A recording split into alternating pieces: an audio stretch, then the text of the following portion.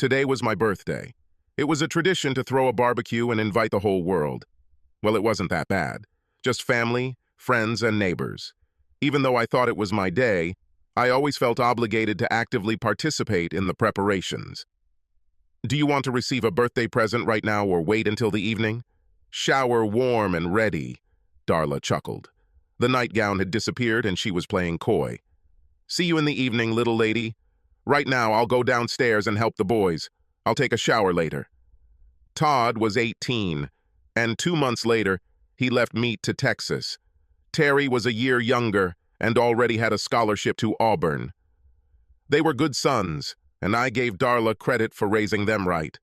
We did a pretty good job in the yard and patio for a few hours and then fired up some grills. Todd started the smokers and Terry spread the dry oil all over the meat. Heck, the way things are going, I could probably sit back and let them take care of things themselves. Darla showed up just as we finished our prep work. Her 2 sisters came to help her with all the extra things. Today, we will need to feed more than 50 people. It's funny how friends appear when there is free food. I was 40 years old, but I felt like I was 20. And next month, Darla and I will celebrate our 20th wedding anniversary. It was a good marriage. The sex wasn't as hot as previous years, but it was still great until last year. He seemed to disappear about a year ago, shortly after Darla started working. Fear of an empty nest drove her out of the house. We didn't need the money, but she did need the social interaction. The guys and I went to the shower. I had a new shirt for just such an occasion that my mother had left at the beginning of the week. Darla wisely insisted that I wear an apron. It didn't take long before our guests began to arrive. Some brought dishes of food, others gifts, and others soft drinks. The weather was fine and the day promised to be wonderful. Darla looked gorgeous and, as always, was the perfect hostess. Next year, she will turn 40, but she will easily pass for 30. She has maintained her figure and appearance. I watched her flit around the tables, checking to make sure everything was okay. An ideal wife and an ideal mother. What more could a man wish for? I don't know where he came from, and I definitely didn't recognize him. He was tall and wearing a dark blue jacket. He stopped at the edge of the party area, leaned over and said something to one of the neighbors. She pointed at Darla. He thanked her and walked towards us. Darla noticed him approaching and seemed a little embarrassed. "Darla Connors?" My wife nodded. He handed her an envelope, which he took from the inside pocket of his jacket. "Darla Connors, you have been served with a notice. That's all." He turned and left as quietly as he had appeared. Of course, by this time, everyone at the party was already watching. Darla stood motionless. There was no emotion on her face. She looked at me, slowly turned around, and walked back into the house. I didn't understand anything. The usual chatter of the guests turned into muffled mutterings and whispers. In a desperate attempt to break the spell of the moment, I shouted, "Anyone want some more ribs? Come and take it." Todd and Terry came up to me.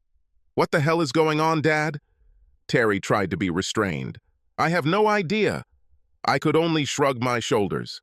Todd headed into the house, but I stopped him. "Why don't you guys check if you need another beer or something to drink?" As the conversation in the courtyard began to return to normal, I relaxed a little. After 10 minutes, I decided it was time to talk to my wife. But alas. "Dad, Mom leaves in a Mustang."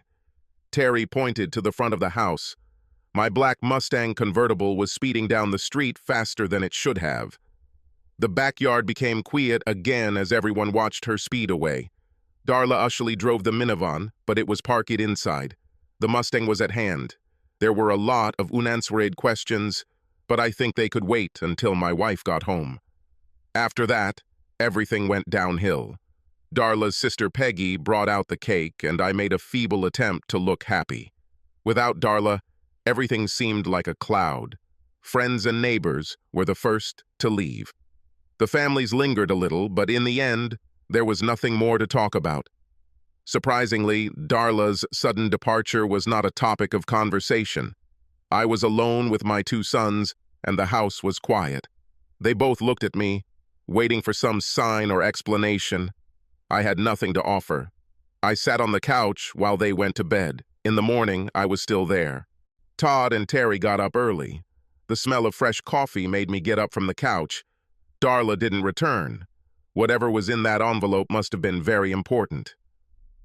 I called her cell phone several times, but it was turned off.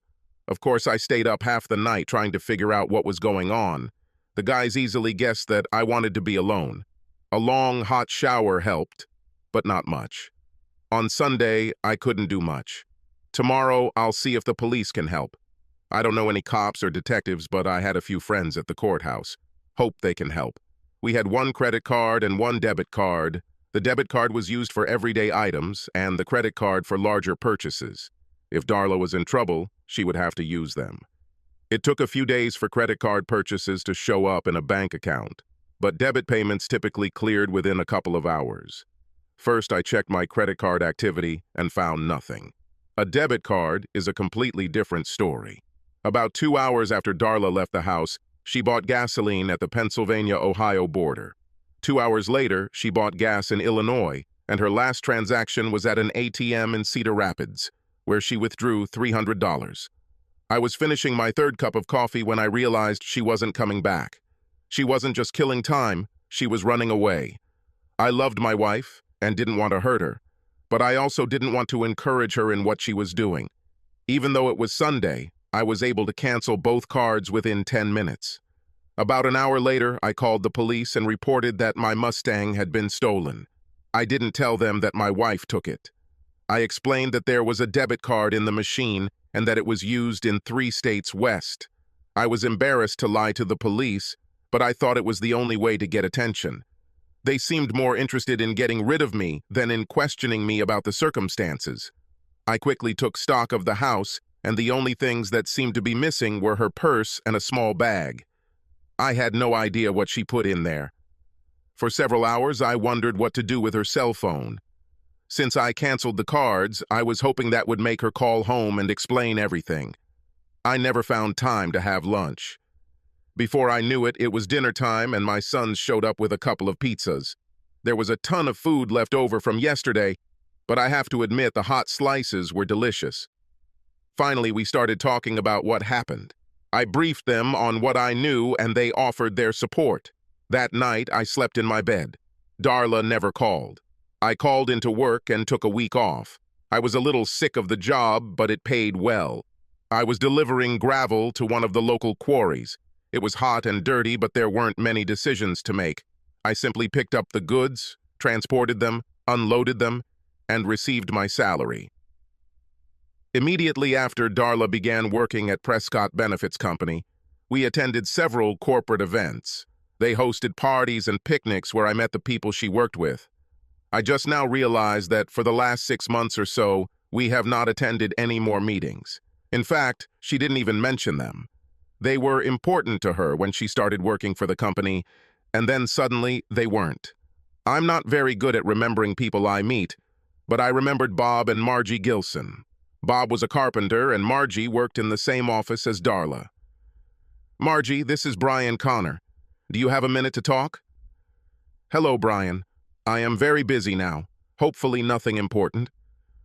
Darla didn't come to work today, did she? No, we actually didn't expect this. Oh, really? Why is this? There was a long pause on the other end of the line. It was obvious that Margie was uncomfortable talking to me. Brian, I don't think I want to discuss this with you. I think you should talk to your wife. I would be glad, but I have no idea where she is. Another long pause followed. Brian, I'm very sorry, but I have a lot of work to do. I have to go. Before I could say anything, she hung up. Suddenly, I had the feeling that something was going on that Darla didn't want me to know about. This explains why we no longer attended any corporate events. She was afraid that someone would accidentally say or do something that might give her away or make me believe she was up to no good. I grabbed a cold beer and went out onto the porch to think. I've noticed something over the past few months, but haven't given it much thought. Darla began working overtime several evenings a week. Not to the point of waving red flags, but it has become commonplace. She stopped talking about work when she was home, and we avoided talking to anyone from the company. On the other hand, she did not change either her appearance or her dress. She didn't buy any new clothes or fashionable underwear. There were no suspicious phone calls or emails that I could recall. I trusted my wife not to turn into a bitch at home or cut me off romantically. It was time to make a few more phone calls. Donald Curry was an old high school friend who worked in court.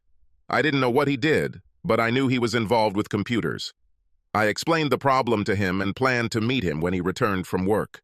Before leaving the house, I called the construction company and learned that Bob Gilson was working at an apartment complex nearby. I planned to meet him right after lunch. When I arrived, the team was at lunch. Bob smiled and walked over to the car. He seemed much friendlier than Margie. "Brian, I'm glad to see you. I assume you want to talk about Darla." "Bob, I talked to Margie this morning and she refused to tell me what was going on. You have to let me know man to man without any nonsense." I liked Bob because he was a blue-collar guy like me, but if he tried to fool me, I would be angry. Brian, I usually shut Margie off when she starts gossiping about work, but here's what I know. Darla has been busy with a married guy in the office for almost 6 months now. They tried to keep it a secret, but it became common knowledge in the blink of an eye. Margie stopped talking to Darla when she found out, like many other girls. "We missed you at the office party, but we decided that Darla was keeping you out on purpose. That's all." "Do you know who this guy is?" "No. I don't pay attention as much as I should. I can find out." "Don't worry about it, Bob. I'll sort it out." That pretty much sums it up for me. There were no misunderstandings. It was just a stupid husband who had no idea what was going on in his own home. 10 minutes later, I canceled her cell phone. Now she couldn't call home. I was already returning home when they called me on my cell phone. Cedar Rapids police found the Mustang parked in the bus station parking lot. It was towed to the impound lot, and I could pick it up at any time for $300. I stopped by the police station and was given a printout of the report. The only conclusion I could draw was that Darla left the car and took the bus. I had no way of knowing where she was going, but I assumed it was westerly. I didn't even know she had friends in the area. I went to the bank, closed all the joint accounts, and opened new ones in my name only. I changed the beneficiary on my insurance policies to boys. I drank quite a lot before Donald arrived. "Brian, there was a divorce hearing today, and Darla was called to testify. Of course she didn't show up. Marcia Ridgway was divorcing her husband Kelsey, using adultery as the basis. Mrs. Ridgway wanted Darla to testify that she was the woman with whom her husband committed adultery. So the divorce didn't go through without Darla's testimony? No. Everything went as planned. It appears that Mrs. Ridgway had photographs, videos, and taped phone calls that supported her claim. She didn't really need Darla's confession. I think she only called her to embarrass her. Looks like it worked. What is Darla's situation now? Nobody cares about this now. There's nothing new she can contribute, and it doesn't matter." Kelsey Ridgway more or less confessed after his wife's lawyer presented all the evidence. The judge granted the divorce claim on the spot. It becomes final after 6 months. He will receive large alimony payments to his wife and children. Does he have children? 3, all under 10 years old. He will pay for this mistake for a long time. Donald and I talked a little. I thanked him for his help and asked the bartender for coffee. I drank a little more than I should have, but still managed to get home without killing myself or anyone else. It was stupid under the circumstances. I wrapped 6 ribs in foil and popped them in the oven while I showered. Todd and Terry returned home and headed straight for the pork. Todd was delighted with the Mustang situation. After 20 minutes, after some discussion, I finally agreed to let both boys take the bus to Cedar Rapids and drive the car home. I gave them $600 to cover expenses. Terry scribbled a note on the computer giving me permission to pick up the car and take it home. He seemed to know what he was doing, so I kept my mouth shut and signed. The next morning, we all had breakfast at IHOP and I dropped them off at the bus station. I chuckled slightly as they boarded. They had no idea what it was like to spend 2 days on a Greyhound. It was a great life lesson. I called the Cedar Rapids Police Department to have them there. They promised that there would be no problems. There was one more thing I had to take care of. Don't waste a lot of time to figure out where Kelsey Ridgway's office is. Seeing me, Margie immediately reached for the phone. but it was already too late. I didn't introduce myself, but simply started hitting him on the head and shoulders. He made several feeble attempts to defend himself, but ended up lying behind his desk on the floor. I kicked him in the gonads several times before the guards pulled me back. It turned into a bloody mess, and I felt much better. After this, events developed quickly. Before I knew it, I found myself in the police station, in front of a judge, and on my way to the county jail.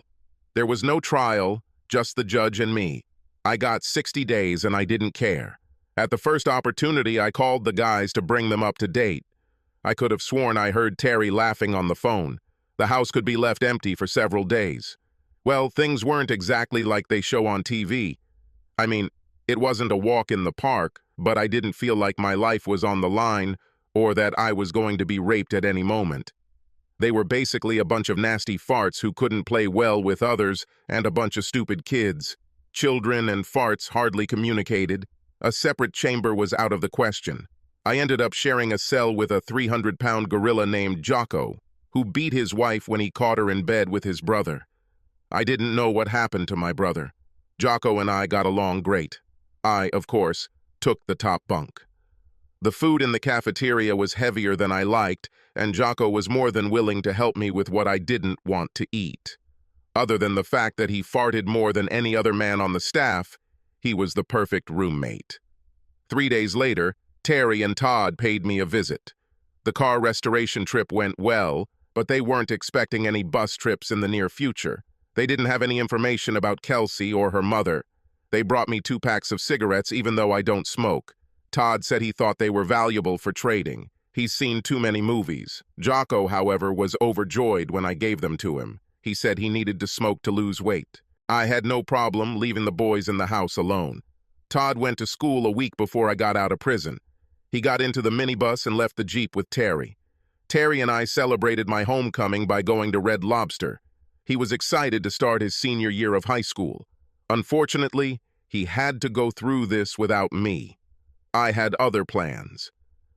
Margie couldn't believe her eyes when I walked past her desk the next morning.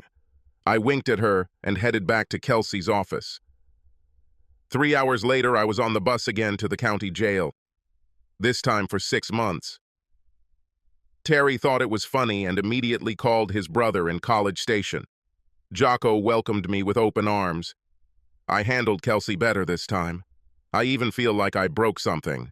Of course, I never received any feedback, so I can't know for sure. I was fired from my job, a big surprise. There was enough money stashed away to pay for the house and cover living expenses. Terry took care of everything with no problem. Apart from Terry, the rest of my family visited me regularly. Terry made sure I always had cigarettes for Jocko. Both of Darla's sisters came to visit and expressed their sympathy. Neither they nor anyone else in the family had heard anything about Darla. We actually had a family Thanksgiving and a Christmas celebration in prison. I was still a month away when I lost Jocko. I didn't actually lose him because he got free before me. His wife and brother moved to Florida and he had no idea what he would do. Terry thought it would be great to have Jocko as a guest until he got settled. He offered him a job at a tree trimming company, but Jocko decided to move to the south, where it was warmer. I think of Florida. The night before Jocko left, Kelsey Ridgway was found beaten to a pulp in a downtown alley. He told police he was attacked by a monkey. I thought it was funny because I had a solid alibi. After being released, I decided I'd had enough of Kelsey's flesh. He didn't actually work in the area anymore, and I didn't want to look for him. I took a course to learn how to operate big rigs. It wasn't much more difficult than the dump trucks I was used to. I had a few months to kill before Terry got into Auburn, so I spent time renovating the house. I wanted to sell it, but it was in Darla's and my name, and I didn't want the hassle. No one has heard a word from Darla since she ran away. Terry took the Mustang to Alabama because it was a chick magnet. I found a couple who were willing to buy a house with a cloud over it. I wasn't sure what that meant, but they got a good discount on the price. Their lawyer assured them that Darla's signature was not needed, and I was not going to argue with him. I just wanted to come out of it, free and clear. I used the down payment to buy a sleeper rig. Before I knew it, I was already on the road and free. I never bothered to file for divorce from Darla because I never saw the need for it.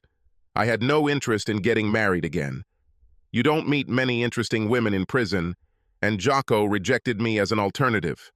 Apparently, Darla wasn't planning on divorcing me either, because I didn't get any surprise in the mail. I didn't have any problems getting a job. I wasn't desperate for money, so I could be a little picky in my searches. It didn't take me long to learn the tricks of the trade, and I really enjoyed my new life. Things got interesting while I was delivering a load of farm equipment to South Dakota. It was June, so there were no problems with the weather. I dropped the load and headed south, about 5 miles off Highway 90, when I stopped at the Belly Up Diner.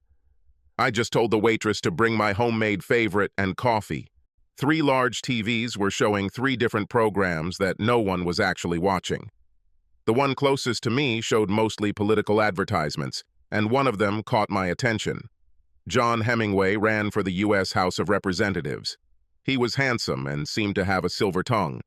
Next to him, dressed like Jackie Kennedy with a big smile on her face, stood his new wife, Darla, my Darla. My thoughts were broken when the largest bowl of hash I had ever seen plopped down in front of me. That's it, big boy. Do you need anything else? Who is this woman standing next to the clever talker? Waitress Betsy snorted slightly. This is Hemingway's new candy. He needed a wife to run for president. There were rumors that he wasn't straight, if you know what I mean. I started dumping Tabasco onto the hash pile. She looks a little old to be a sweetie. I think. You can't be too picky when you're in a hurry. She's pretty, though, and I think older women make better lovers, don't they? Darla looked really good. Her blonde hair was now brown and looked like it had been styled at a fancy salon. Her makeup was flawless, and her dress fit her like a glove.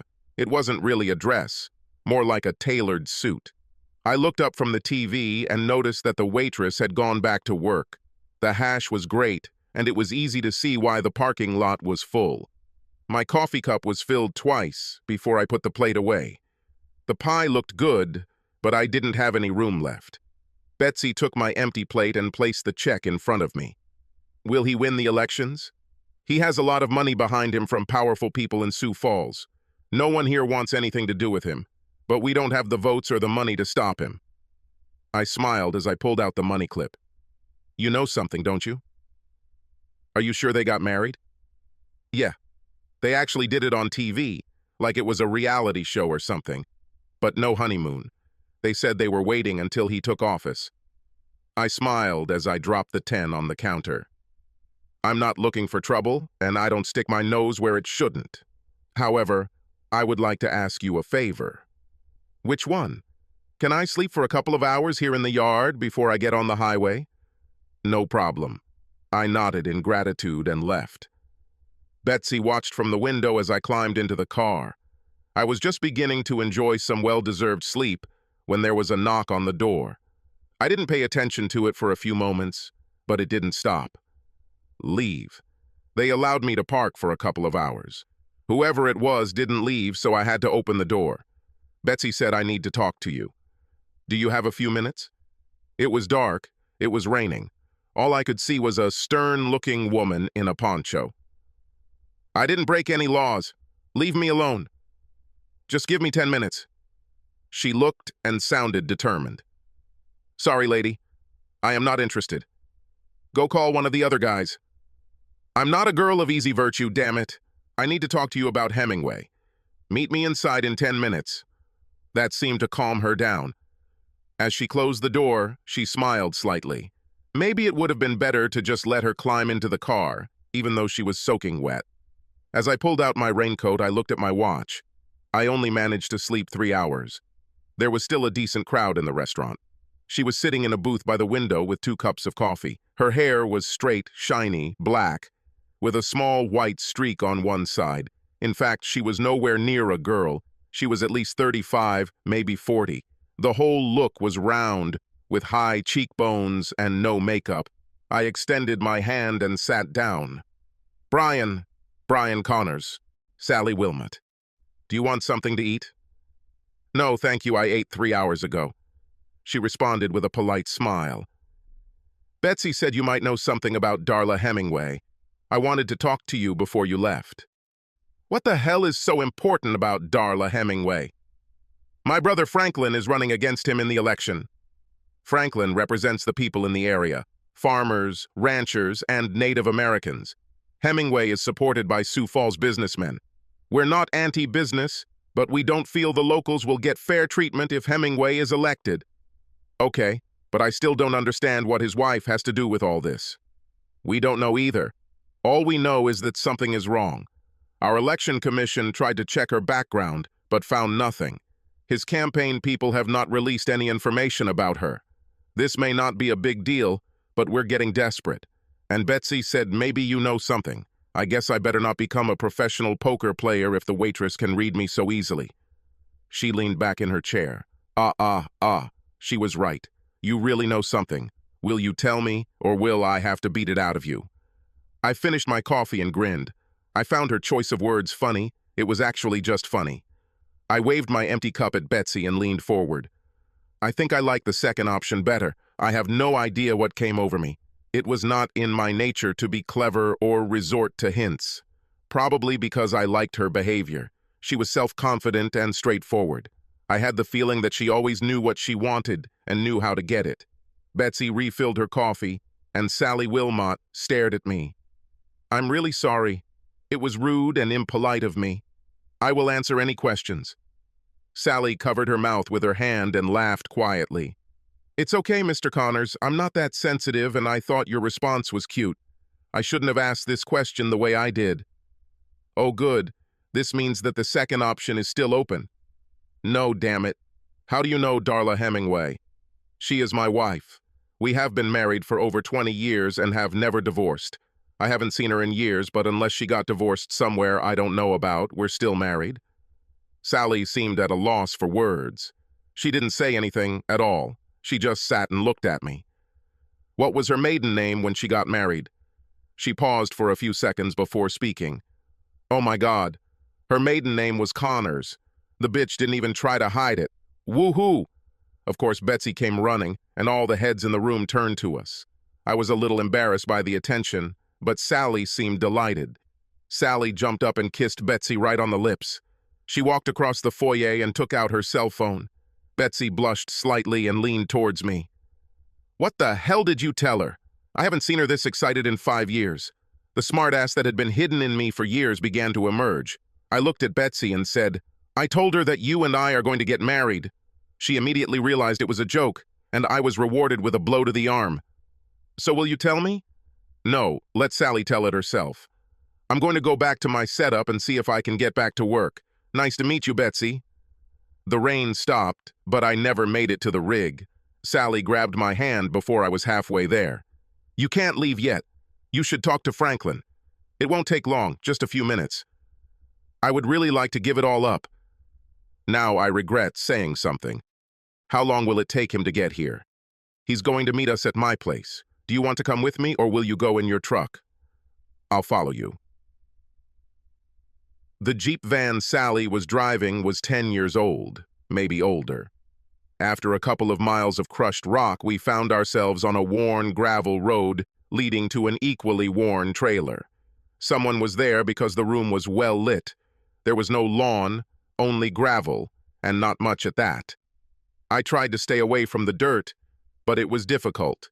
There were no other cars nearby, so I assumed Franklin was on his way. Just outside the trailer door was a place for wet coats and boots. This seemed like a good idea, especially since there were already a lot of coats and boots there. It was an interesting layout, mainly because it felt more like a classroom than a living room. Instead of end tables, there were desks. There were computers instead of desk lamps, and 3 teenagers were looking right at me. Hi guys, this is Brian. He's here to help Uncle Franklin. Sally went straight to the kitchen and started making coffee. Instead of saying hello, I nodded slightly to my audience. Under the circumstances, I felt a little awkward. I looked around the room but saw nothing to indicate the presence of Mr. Wilmot. Having 2 sons, it was easy for me to notice that the boys were close in age. I assumed they were 16, 17, and 18. There was no TV, no music. All 3 of them seemed to be either sitting at the computer or reading a book. The strange thing was that they did not look bookish or boring, but looked like normal, strong, and active children. Brian, these are my sons. The oldest is Tracy, the next is Tyler, and the youngest is Tanner. They took turns smiling and nodding at me. I couldn't help but grin to such an extent that my amusement became obvious. I know. It's a little strange that we gave them names that all start with the letter T. No, it doesn't amuse me. I just have two sons, Todd and Terry. I thought it was a damn strange coincidence. Tyler spoke first. Where are your sons? The question earned him a stern look from his mother, which he seemed to ignore. Todd works at the University of Texas, and Terry works at Auburn. This simple statement lit up the entire room. Suddenly, Tracy came to life as if the Energizer Bunny had hit him. I'm leaving for College Station in August. How long has he been there? What is he learning? Sally finally touched his shoulder. Slow down, boy. Slow down. I'm sure Mr. Connors will have time to answer all your questions. As it turned out, Tracy had a full football scholarship and was already enrolled in ROTC. Tyler was accepted into the United States Naval Academy in Annapolis and left within a year. Sally's husband was in the National Guard and died in the Bay 5 years ago. She didn't go into detail, and I didn't push. Tanner, the youngest of the boys, had not yet decided what he wanted to do, but his mother made sure that he studied regularly. I had no idea what was keeping Franklin, but for the next hour I was busy talking with Sally's sons. Sally just stood back and watched as I interacted with them, just as I interacted with mine. Hanging out with Sally's kids made me realize how much I miss my boys. Finally, Franklin Honeycutt arrived with 2 assistants. After the show, Sally returned the boys to work, while the adults gathered around the kitchen table. Apparently, they had some doubts about me being Darla's husband, and it wasn't important enough for me to get into an argument about it. As I got ready to leave, I thanked Sally for the coffee and told the guys I was glad to meet them. Sally was not involved in this. Damn it, Brian, sit down. Sally took over the conversation as if she were the one running for president. Brian, do you have a marriage certificate or something to prove that you are married to Darla Hemingway? It only took me a few seconds to pull the wedding photo out of my wallet. She was older now and her hair was different, but you could still tell it was Darla. I looked at one of Franklin's henchmen, who was holding a laptop in front of him. Go to the Berks County Archives, Pennsylvania. You should be able to log into the marriage registration system from 1960 to 1990. Just search my name, Brian William Connors. Sally brought me a fresh cup of coffee and smiled slightly. She seemed glad I didn't leave. August 17th, 1979, right? Franklin seemed a little happier now. I nodded and took a sip of fresh coffee. Good luck finding any divorce records. As far as I know or anyone else knows, I am still married. Feel free to explore all of this as much as you like. It doesn't make any difference to me. The conversation became a little redundant and a little boring. This time, no one stopped me. Do you mind if I sleep before I leave? No, not at all. Sally walked me to the door. I looked back to say goodbye to Franklin and his cronies, but they were deeply engrossed in what the politicians were doing. The boys waved or nodded at me as I walked away. An hour later, I heard Franklin and his group leaving. I decided that I could finally get some sleep when I heard another knock on the door. Sally jumped into the booth wearing a flannel nightgown. She put her finger to her mouth, indicating that she didn't want me to talk. We were far enough from the house that the boys couldn't hear anything, but I think she just didn't want to talk. She spent at least an hour with me in the sleeping car. It was passionate and loving, but a little uncomfortable. The rig's cabin setup is great for driver sleep, but that's about it. I did the best I could under the circumstances. She left as quietly as she came. Not a word was spoken. The sun had already risen when the door began to make noise again. It was Tanner. He told me to go into the house for breakfast. Fortunately, boys and men like the same food, and Sally knew how to cook it. I spent another hour chatting with the guys and felt pretty comfortable. Comfortable enough to ask Sally's permission to take a warm shower before leaving. An hour later, I was finally on my way, but not for long. It was the local sheriff who stopped me before I got to the highway. Looks like Mr. Honeycutt needed to talk to me some more. I had to follow the police car back to the belly where Franklin was waiting for me. He was just having breakfast and invited me to join. Betsy brought me coffee and took the opportunity to wink. She must have been closer friends with Sally than I thought. Looks like Franklin's lawyers wanted me to stay. I used the old cliched phrase, "time is money," to discourage him, but he just laughed and continued eating. It would have been very easy to agree to everything and then just run away, but I decided that I might want to stay a few more days, especially after last night. The company would pay for the motel room and food, but that was all they could do.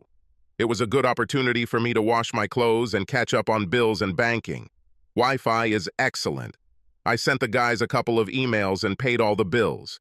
I was just getting the second batch out of the dryer when Sally came in. I don't think I've ever seen a woman who looked better in jeans. She had 3 children and a great body.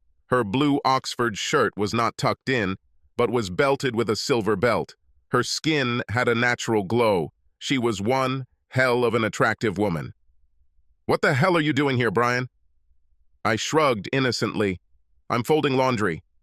"You should have left. You said you were leaving this morning." "Everything has changed. Your brother asked me to stay a few more days. I came to you last night only because I thought you wouldn't be there today. After this, I can't keep you here." She found it difficult to find words. She didn't seem to be expecting anything more than a one-night stand and had no idea how to handle it. I was amused by her confusion and considered it a cause for some amusement. After my conversation with Franklin this morning, I'm seriously thinking about buying a house and staying here forever. What's really going on? I sat Sally down on the bench next to the dryers. Your brother insisted that I stay a few more days until they come up with something that would help them go after Hemingway. I promised to stay away from you and the boys until he's done. I didn't want to embarrass you or do anything that would make you feel awkward. That's not the problem, Brian. Boys like you, they wanted to know when you could come again. They were a little upset when I told them you were leaving. Tyler wanted me to talk to you about staying a little longer.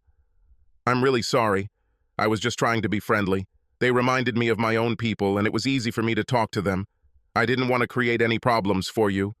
Of course, I didn't make it any easier for you when I showed up at your truck last night. You definitely made things complicated. This hint caused a poke in the hand and a smile. Why did you come? Sally shrugged and looked a little embarrassed. I'm not sure. 5 years have passed since my husband died. 5 years without any comfort or passion. It just seemed like a great opportunity, especially since you were supposed to be leaving today. She started getting angry at me again. Why didn't you leave, damn it? I picked up a stack of folded laundry, handed it to her, and then grabbed the rest before heading back to my motel room. She hesitated at the door for a moment until I raised my finger to my lips, just as she had done last night. Her shy smile turned into a wide smile as she closed the door behind her. It is much easier to make love to a woman in a normal bed. However, what I liked most was the shower. Even the hot waiter didn't stop us. Before leaving, she made me promise to be home for dinner at 6 o'clock. How could I refuse? I was ready. Damn, I've already showered twice today. Dinner at Sally's became a regular occurrence, and Betsy became my greatest ally. Betsy and Sally have been friends since childhood. Betsy took great pleasure in telling me about what they did when they were younger. The conversations about Sally's husband were sad and not nearly as lighthearted, but it gave me a good idea of who Sally was and why I wanted to get to know her better. I never intended to stay in South Dakota, but the longer I was here, the more I wanted to stay. By the end of the first week, all the kids had Texas A&M jerseys and Auburn jerseys. Sally kept one of the Auburn shirts for herself. In any case, it was too big for Tanner. I didn't pay much attention to political issues. Franklin and his team seemed to get along just fine without me. One way or another, the press found out about Darla's dark past and began to play on it. Hemingway's people tried and failed to do nothing. The more they denied it or ignored it, the worse it got. His popularity began to decline rapidly. I never got involved in anything until I visited the motel early one morning. The woman at my door was tall, blonde, and straight as a pole. I was wearing boxers, but invited her in anyway. She avoided looking at me as I pulled on the 501, but I watched her every move. She was wearing a dark suit with a white shirt and low black heels. Definitely a professional. My name is Mary Beth Steinmetz. I'm an attorney with Leavitt's Brothers in Sioux Falls. I assume you are Brian William Connors? She knew my middle name. This was not good. Our company represents the interests of John Hemingway. We recently learned that your marriage to Darla Connors was never properly dissolved, and we hope to rectify this issue. How? The state has laws that allow marriages to be quickly dissolved under certain circumstances. We believe that we can take advantage of these statutes with your cooperation. Do you want me to divorce my wife? Yes. Why should I do this? She seemed puzzled. I don't think she expected this answer. At this point, I would be happy with a divorce, but on my terms, and I didn't want her to know about it. Ms. Steinmetz just sat there and looked at me. Miss Steinmetz, would you be so kind as to explain to me in layman's terms why my wife and I no longer live together? Don't embellish and be completely honest. If you can do this, I will consider continuing our conversation. She leaned back and undid the top button of her blouse. 3 years ago, your wife had an affair with a colleague. When you found out about this, she ran away because she could no longer look you or her sons in the eye. She hasn't spoken to any of you since then. Is this clear enough for you? This is good. It is a fact that you have hit the nail on the head. So what's the problem? If you've been following the news, you know that Darla and Mr. Hemingway are in a bit of trouble. We can't undo what's been done, but we hope to make it a little easier. By arranging a quick divorce for her? That's right. And tell me again, what will I get from this? Freedom. Damn it. I'm happy with the way things are now. How will my life be better? What do you need, Mr. Connors? Do you need money? How many? Give me something to discuss. What terms of divorce do you offer? There are none of them. That's why it can be done so quickly. There is no money changing hands, no assets to divide, no storage issues. You both walk away with what you have at the moment, and neither of you owes the other anything. The deal is clear and final. How long will it take? Less than 90 days. So this will end before the elections? Yes, I hope so. She admitted it but didn't want to play along. Should I see my wife? No. In fact, we'd prefer you didn't. Should I stay here until this is all over? The question made her sigh. Yes. Okay. I will agree to this on one condition. You must pay for my room and board. A smile suddenly appeared on Mary Beth Steinmetz's face. I could tell it was better than she had hoped. I could probably hook her up for more money, but right now, just getting my freedom sounded good. I can prepare the papers for your signature this afternoon. Will this be okay? Wonderful. I'll have to consult my lawyer, but I don't think there will be any problems. I didn't have a lawyer, but I wanted to talk to Franklin first. Your lawyer? Give me a business card. I promise to call if he doesn't like anything. If they don't call you, bring the papers. As she pulled away, I saw Sally on the other side of the parking lot. Before I could wave to her, she was running down the road. After a quick shave, I got dressed and heated to belly up. Betsy looked at me sternly with a cup of coffee. Do I have a chance to explain? Not for me, Mr. Connors. But you better have a good story for Sally. Breakfast was hot, but company was cold. I finished as quickly as I could and called Franklin. He was out of town, but we managed to talk for about 20 minutes. He was delighted with the whole situation and told me to agree, but made sure I had copies of all the documents. He spoke as if he was in control of the situation, no matter which way it turned. I asked him to call Sally. Sally parked right outside the door to my room. She got out of the Jeep as I pulled up and looked a little embarrassed. It was easy to see from the look on her face that Franklin was calling her. For the next 2 hours, she apologized to me in every possible way. Sometimes feeling guilty is good and pleasant. She had already left when Miss Steinmetz returned with the papers for me to sign. For some reason, she also made me accept a check for $10,000. Hemingway's campaign continued to go downhill, But my divorce petition made its way through the legal system. Tracy was in College Station and now had a friend looking out for him. I got officially divorced just before the election. Franklin won and promised to repay me for my help. I told him that I would allow it if he gave me a sister. Things weren't going well for Darla. After the election, someone decided to accuse her of bigamy anyway. Before they could do anything, she simply disappeared. She was good at it. I didn't see or talk to her. I sold the truck and bought a house and a small gravel pit near Huron. Sally and I got married on Christmas Day, and all 5 of my T-boys were there. Betsy moved into double wide and promised to take good care of him. The ultrasound showed that